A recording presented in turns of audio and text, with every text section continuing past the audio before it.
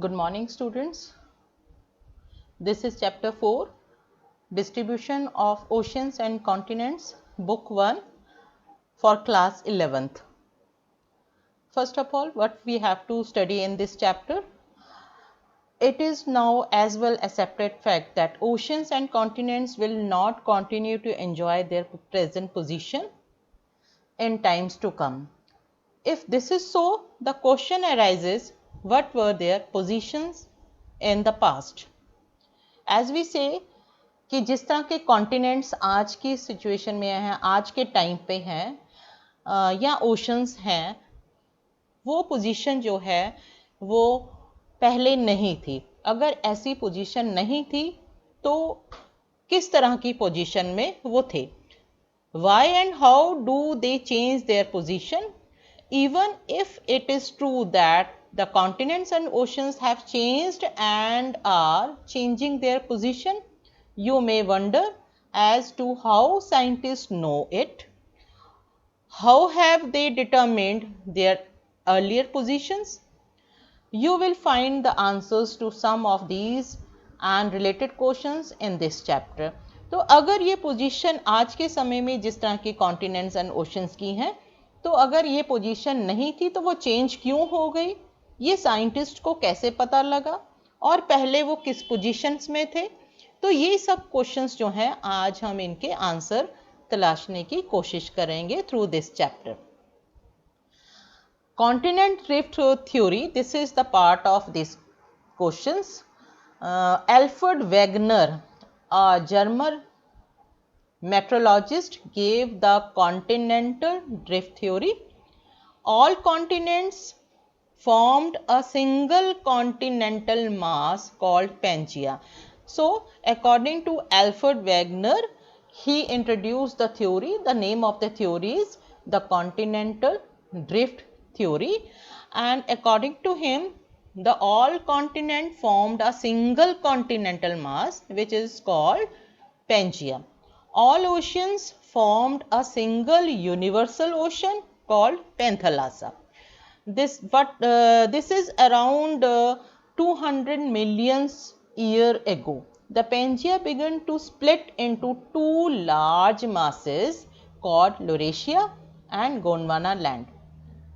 By further splitting, Laurasia formed southern continents and Gondwana land formed southern continents. So, Laurasia formed into northern continents and Gondwana land formed the southern continents. This is the diagram which is related to continental drift theory. Number 1, this is Pangaea. This is whole land mass connected with each continent, and this land mass splitted into two parts. Northern part is called Laurasia and southern part is called Gondwana, and this is how look like a modern world.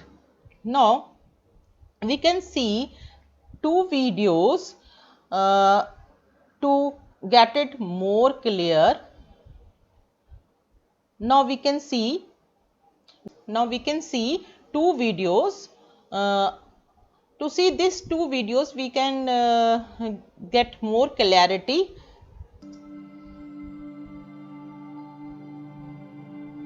Let's travel back in time and watch continents move. See, this is the India and this portion is Himalayas.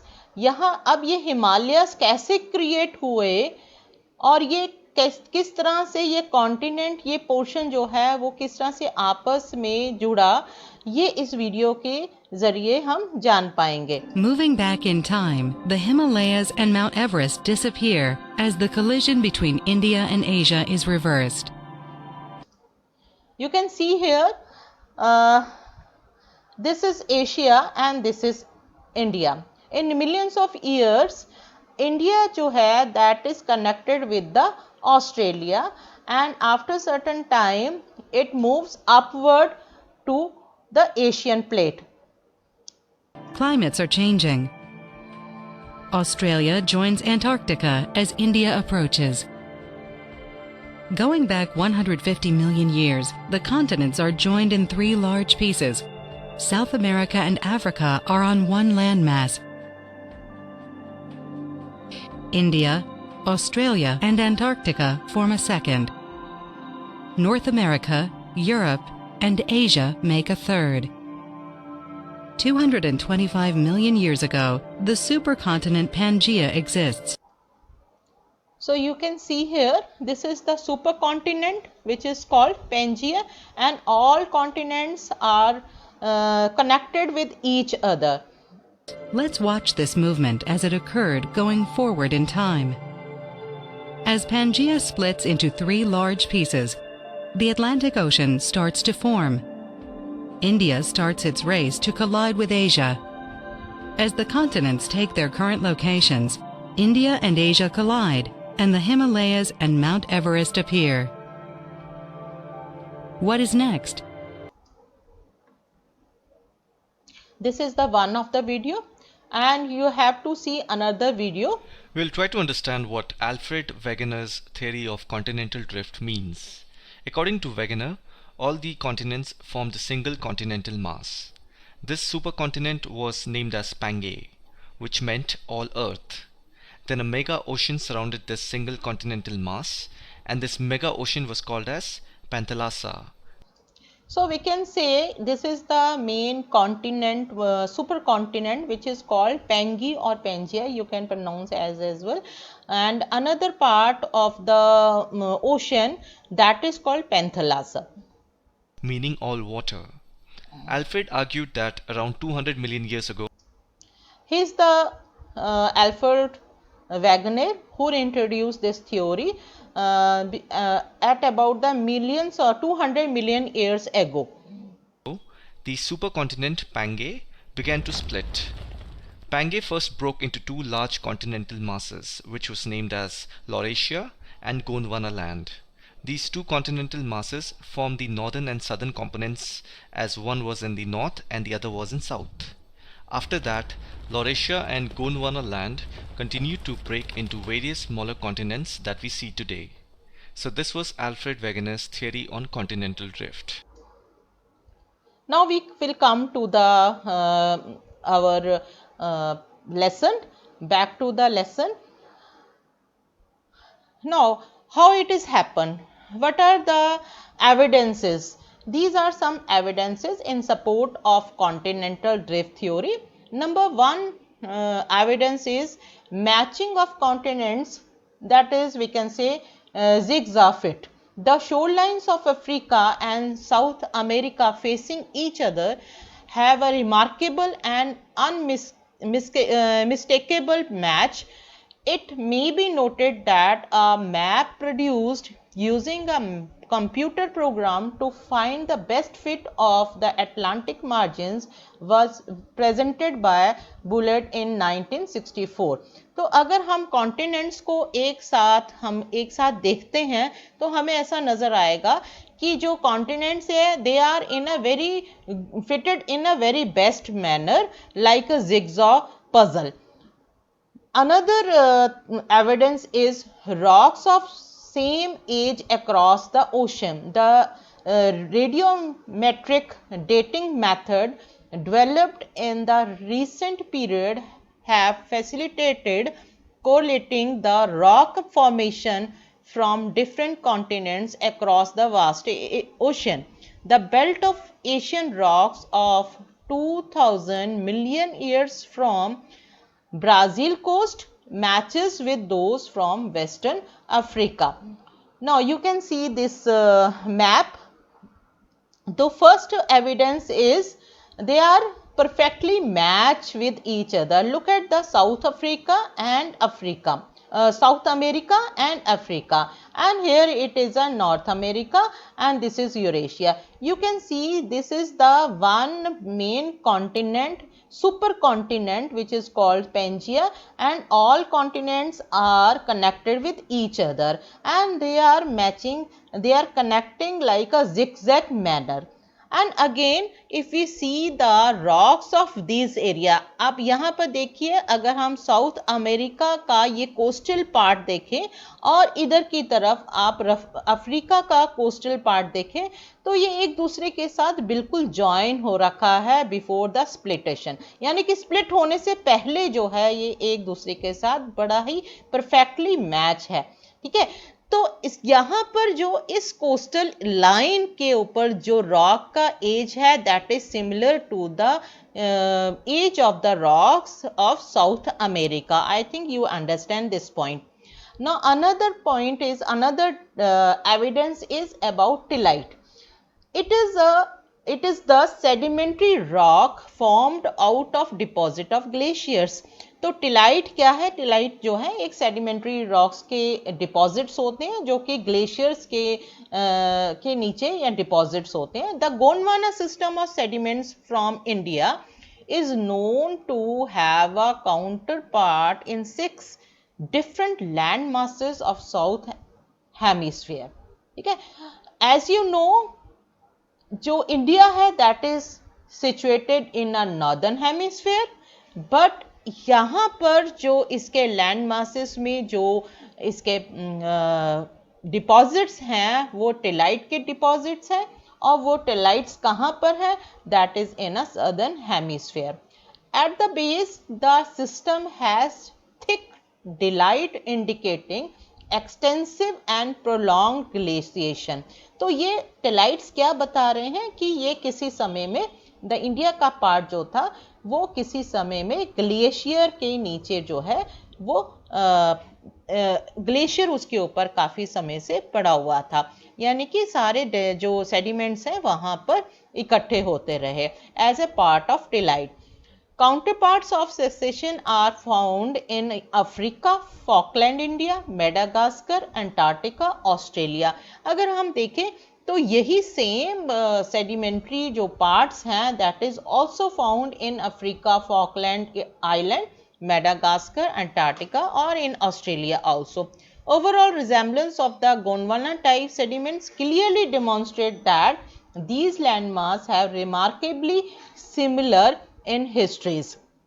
Again we see this portion of the diagram। you can see the India, यहाँ पर अगर हम देखें कि this is the center part of the earth, this is equator। अगर हम ये center में अगर हम ये इमेजिन करते हैं कि this is the part of equator, तो you can see this India is here, Australia, Antarctica, Madagascar and southern part of Africa, this is all connected with each other जो कि किसी समय में ग्लेशियर का पार्ट था। तो यहाँ पर जितने भी टिलाइट्स फॉर्म्ड हुए हैं वो इक्वल टाइम में ही हुए हैं और आज के समय में भी इंडिया जो है वो नॉर्दर्न हेमिस्फीयर में है, लेकिन वहाँ पर टिलाइट्स के अवशेष जो हैं वहाँ पर प्रेजेंट हैं। Next is placer deposits। The occurrence of rich placer deposits of gold in the Ghana coast and the absolute absence of source rock in the region is an amazing fact। The gold bearing veins are in Brazil and it is obvious that the gold deposit of the Ghana are derived from Brazil plateau when the two continents lay side by side. तो प्लेसर deposits क्या होते हैं कि जो interior में जो हमारे पास minerals के डिपॉजिट्स हैं वो अलग अलग शाखाओं और वेन्स में वो फैले होते हैं और इसका एक एग्जांपल है that is rich placer deposit of gold in Ghana and again the gold bearing veins are in Brazil. जो ये दोनों ही जो प्लेसर डिपॉजिट्स हैं वो ऐसा माना जाता है कि किसी समय में दे मस्ट बी एक साथ ही वो जुड़े हुए होंगे दोनों कॉन्टिनेंट और इसीलिए जब स्प्लिट हुआ तो दोनों ही पार्ट्स जो हैं वो अलग हो गए। Distribution of fossils. फॉसिल्स क्या है? फॉसिल्स इज ए जो प्लांट्स एंड एनिमल्स के जो स्पीसीज हैं उनके जो अवशेष रह जाते हैं, सड़े गले अवशेष जो होते हैं उसको हम फॉसिल्स कहते हैं। तो identical species of animals and plants are found along the coastal region of the different continents. Lemurs occur in India, Madagascar and Africa. तो यहाँ पर again we can see this map. यहाँ पर this is the part of घाना, जिसकी अभी हम बात कर रहे थे, प्लेसर डिपॉजिट्स की.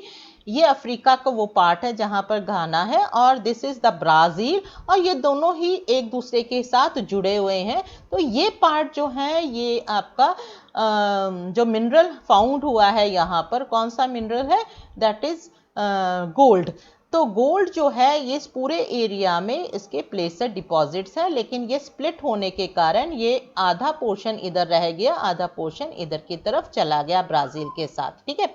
इसी तरह से जो स्पीसीज हैं यहाँ पर देखिए आप, इंडिया, अंटार्कटिका, ऑस्ट्रेलिया, ये मेडागास्कर, ये पूरा पोर्शन एक साथ जुड़ा हुआ है. और उस समय जो स्पीसीज और प्लांट्स, फ्लोरा एंड फ्यूना वहाँ पर मिल रहे थे, उन्हीं प्रकार के स्पीसीज जो है मेडागास्कर, अंटार्कटिका और इस भाग में या अफ्रीका यहाँ पर और इंडिया में same type of species are found, there fossils are found here. Now what are the reasons? अब ऐसा क्यों हुआ, ये जो ड्रिफ्टिंग हुई है, जो स्प्लिट हुआ है कॉन्टिनेंट्स का, वो क्यों हुआ है? What are the reason behind this? Force for drifting, according to Wegener, suggested that the movement responsible for the drifting of the continent was caused by pole fleeing force and tidal force. तो here उसके accordingly ये दो reason हैं जिसके कारण ये continents अलग अलग पार्ट्स में उसमें स्प्लिट हुआ है. One reason is pole fleeing force and another is tidal force. अब ये दोनों क्या चीज़ें हैं? The polar fleeing force related to the rotation of the earth. ठीक है. अब जो रोटेशन है, जो अर्थ है, you know the movements of earth, one is rotating around the axis and another is revolution. तो जब अर्थ जो है वो तेजी से घूम रही है तो क्या है कि उसके दोनों बल्जेस जो हैं वो साइड में बाहर आते हैं और ऊपर northern pole and southern pole जो है वो चपटा हो जाता है. तो this is the one reason. You are aware of the fact that the earth is not a perfect sphere. It has a bulge at the equator. This bulge is due to the rotation of the earth. अर्थ की rotation के कारण ही हमारा जो equator वाला portion है उसका bulge जो है वो संतरे, हम कहते हैं ना कि earth is like a shape. किस तरह की शेप का है? तो हम नॉर्मली हम उसको संतरे की शेप जो है, ऑरेंज की जो शेप है उसके साथ हम इसको कंपेयर करते हैं. तो ऑरेंज आपने देखा है कि साइड में वो चारों तरफ से बल्जेस उसके निकले और ऊपर से वो चपटा होता है. The second force that was suggested by Wegener, the tidal force. ठीक है. तो next force क्या है? tidal force. It is due to the attraction of the moon and the sun that develops tides in oceanic water. तो आपको tidal forces पता है कि टाइड, जब टाइड्स आती हैं ओशन में तो जो वाटर, ओशन वाटर जो है वो एक बार ऊपर और एक बार नीचे की ओर उठता है, जिसको हम टाइडल फोर्सेस कहते हैं. This is because of the gravitational pull. जो ग्रेविटेशनल पुल है मून का, उसके कारण ये होता है, ये वाटर में टाइड्स आती हैं, ओशनिक टाइड्स क्रिएट होती हैं. Wagner believed that these forces would become effective when applied over many million years. तो अकॉर्डिंग टू वैगनर ये दोनों फोर्सेस जो हैं उसके कारण ही ये जो स्प्लिट अप हुआ और कॉन्टिनेंट्स जो हैं अलग अलग पार्ट्स में डिवाइड हो गए. लेकिन however most of scholars considered these forces to be totally inadequate. लेकिन आगे चल के बहुत सारे स्कॉलर्स ने इस थ्योरी को स्टडी किया और अकॉर्डिंग टू देम कि only these forces are not applicable, there must be some other reasons also. So we have to complete this chapter, this portion, continental drift theory here only. Now I am giving you assignment 1. Who introduced continental drift theory? Second question is describe continental drift theory with the help of diagram. Describe in detail evidences in support of continental drift theory. What is Pangaea and Panthalassa? You have to write all these question answers in your copy. Thank you so much, and we will meet again after the next part of this chapter. Thank you so much.